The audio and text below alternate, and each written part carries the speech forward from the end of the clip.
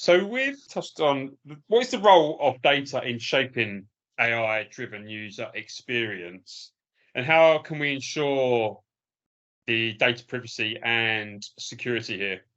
Because I know obviously security is a big element now as well. Yeah, security becomes an increasingly large element, especially if you think about the fields that are using chat agents in vulnerable life moments, right? Like if you're thinking about like mental health, for example, we're starting to see a lot of pushback on the mental health startup space because of the ways that they've tried to automate or AI their way around providing good mental health advice. In those spaces, data privacy, data security become absolutely crucial. In spaces that are a little more mundane, like the media, we still take it very seriously. There, for example, if you're working in news, it's not an obligation, but there is a sense of there's not a legal requirement, but there is a sense of obligation that you need to protect your users from the ability to to look at and profile you based off of news that you've read. And that's for external entities. Internally, that data still gets used for advertising, and that's a contradiction that I think a lot of news places are working through. We saw a really great moment in recommendations. I want to say it was probably almost pre-pandemic, during the pandemic, where people were starting to think about differential privacy. How do I build recommendation engines that make good recommendations, but I don't have to know your history of doing something? Those are conversations that I think are going to continue into the Gen AI world as people approach generating personalization, generating user experiences, et cetera. But I think the role that data plays in all of that isn't just as the fuel to make the whole Gen AI thing go vroom. I think the role that data is going to play is in regards to, like, are people actually using it?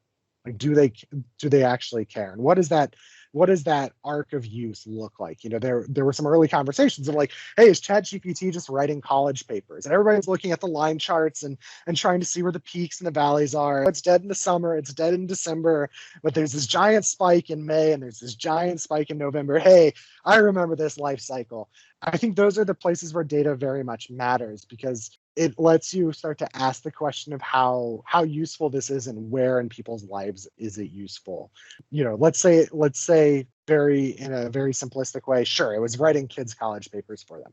Okay, cool. Well, the place of data is then to ask, like, do those kids actually learn more generating Gen AI papers and correcting them than they would have classic plagiarizing off of Wikipedia? Like, I think there is something valuable to that. And I think of it in terms of being a musician. Like, I was trained as a jazz musician. I worked as a jazz musician for a long time. And some of the first work that you do as a like budding professional jazz musician is you transcribe, jazz solos, and you play them over the top of the recording. And then after you've embodied them to the point where you can just play them off the top of your head, you start stealing those licks in different places for different songs, and then you're learning them in different keys, and then you're learning how to apply the logic to different styles or different genres. And I do think that there's something valuable about using data in this case for college kids plagiarizing papers. See if they're doing something similar. Like, yeah, they're generating their like 18th century American history paper.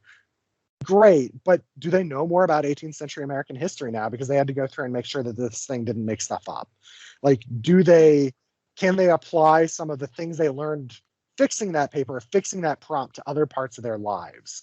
Are they then able to take the big concepts of things like freedom and democracy and disagreement, et cetera, in the context of bad things like slavery and whatnot, and discrimination, and apply that to other historical understandings? Like, there's something here that's really exciting about the use of data to evaluate and have conversations around what these Gen AI tools do to us as a society in the context of using them.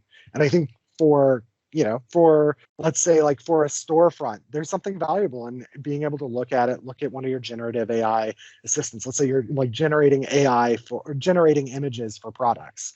It's like, hey, like, is this actually satisfying people? Like, yeah, sure, buys might go up because it looks really attractive, but our returns also going up.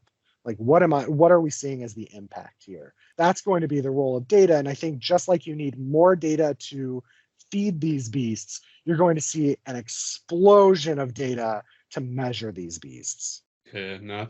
I think also, like, I mean, even if you take like, I guess, like a fitness app, if you get the dashboard, the results of that, and then if it digs deeper into that, obviously to give you more insight into if you increase your fitness or look, you get these results, I think that's going to open up. The data privacy needs to be like tight there, but if that can open up more doors, it's like how it can impact people's lives or you like fitness.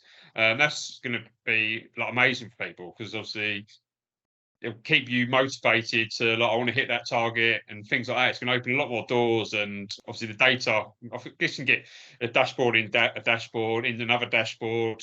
It's going to just open up more doors, and it's going to give you more insight and exciting times. And I do think, much to my analytics colleagues, like kind of chagrin, I'm sure we'll get hate mail for this, but I do think Gen AI is going to quickly kill off dashboards. There is something valuable about a KPI dashboard, being able to look at something and it has your, a visualization and explanation of your business's top 5 metrics. I don't think that's ever going away. Like, let's just all agree there's a really valuable experience there and conversation starter there that is true. But I think that those dashboards that sit the level below for all of those different business functions and business units and organizations and use cases, I do think we're going to start to see these smart analytics companions start to be able to answer the questions and quickly. So no longer is it like someone asking me, hey, can you throw together a presentation that shows us how our relevance metric has changed over the last 3 years? And me going then to an analyst and saying, hey, this is where my data for my relevance metrics lives. Can you show this thing over the last 3 years? And then putting together, their own version of it with some other recommendations for what should happen, and then giving it to me, and then me giving it to someone above me or to one of my business partners. Instead, that business partner is just going to be able to, hit the little microphone button on their phone and be like, hey, what happened to relevance over the last 3 years? Can you show me? And it's just going to show you a plot, and that's going to be great for business, right? Like, think of all of the other work that myself and that analysts were able to focus on because we weren't building a PowerPoint deck to answer this one simple question while divining all of the other questions that would need to go around it for context or for actionability. That's going to be something that's really fun and exciting, but also a little uncomfortable in data organizations. Yeah, I think obviously like the real-time analytics is going to be amazing, isn't it? It's going to be a game changer for. It's just more and more. It's going to give you more insight and just enhance your solution or product or service, whatever you're doing.